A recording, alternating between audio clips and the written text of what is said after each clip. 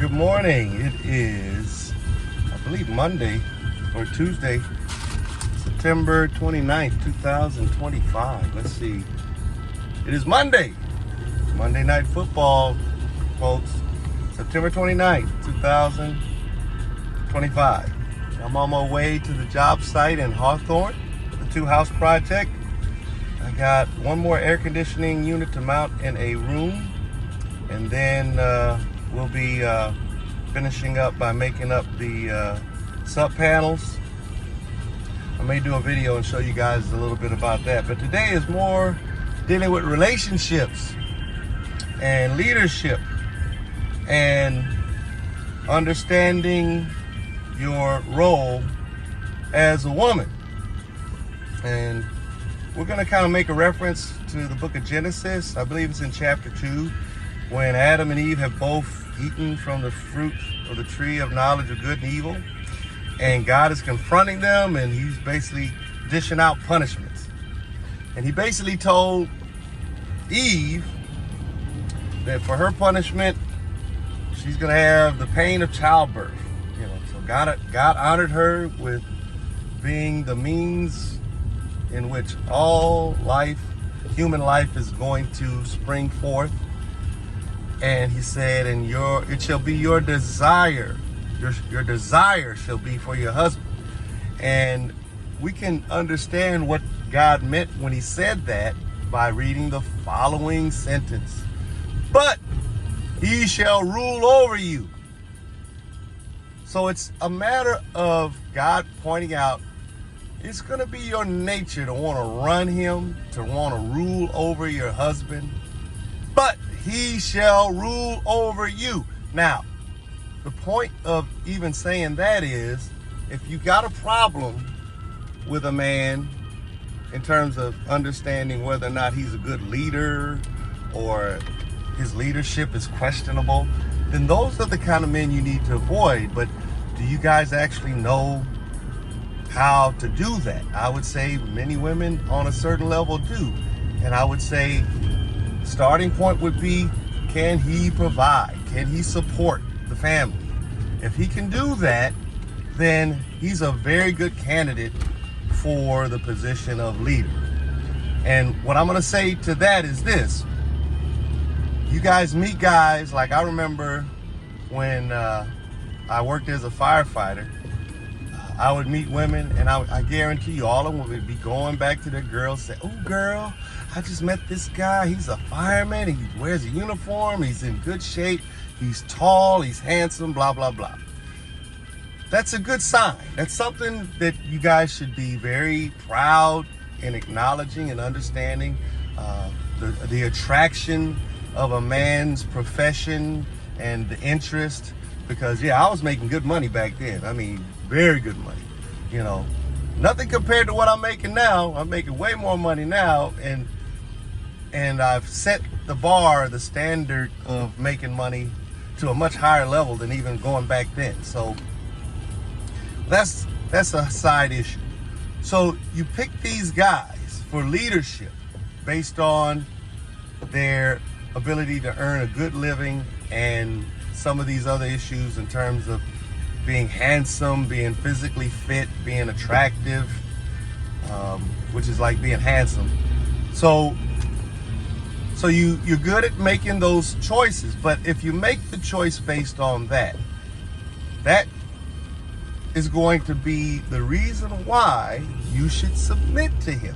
Because unless you're making way more money than he's making, unless you're doing so much better than him, then the reason for you wanting to be with this guy should be enough. That he's handsome, he makes a lot of money, and he's in a legitimate, respectable career. Right? But all these men out here aren't making that kind of money. Well, if we're looking at statistics, there really aren't too many men that are in that position. But as Kevin Samuel had often said in many of his videos, well over 50% of, I think he said like 54%. So well over half of the men out here are in the middle class, earning sufficient money to provide not just for themselves, but to provide for a wife and possibly maybe a child or two, who knows? But if you're not making comparable money, or you're not making as much money, let's just say he makes $1 more than you, then he's more expert at earning a living and providing than you. But if we're looking at trying to have this equality kind of a relationship, there's nothing in the Bible that says that that would be an acceptable condition. And many of the women that I'm speaking to are Bible-believing Christians. So it's up to you to decide and show me in the New Testament where somebody says that what God said is different, because this is literally God speaking. So if you want to challenge God and his word, I mean, literally, you know, you're going to put Paul up to the task, he's going to be in agreement with God. But you can try to twist what he said in his words as, you know, husbands, love your wives as Christ loved the church. Okay, I can love my wife as Christ loved the church. The church, Jesus told the church to do what I command you to do, not do what I suggest. And if you come up with something that in your mind you think is better, okay, we'll give that a shot and see how it works out. No, he basically says that my way or the highway.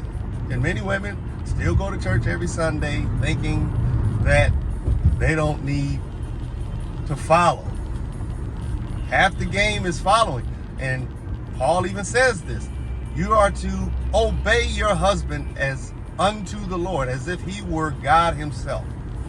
And if he's going to be providing food, clothing, and shelter, that's pretty much what the God of the Bible did for the Hebrew Israelites when he led them out of the land of Egypt. He gave them the carrot. He said, listen, I'm going to take you out of the land of Egypt to a land flowing with milk and honey. It has vineyards that you didn't plant. It has wells that you didn't dig and homes that you didn't build. All these things I will give to you if you become my people, and I will be your God. That's what the Bible says. Now, a vineyard could be seen as the supermarket. A well could be seen as indoor plumbing, and homes could be a house that the man purchased for you. He might have purchased it for him, but I'm pretty sure he purchased the house in hopes that one day he may one day get married and have a wife and children. So those are the things you need to consider as a woman if you're going to be married. Are you fit to follow and lead? And I have another video that I'm going to test this theory out, and I'm going to use a conversation that I had with my sister. You guys take care.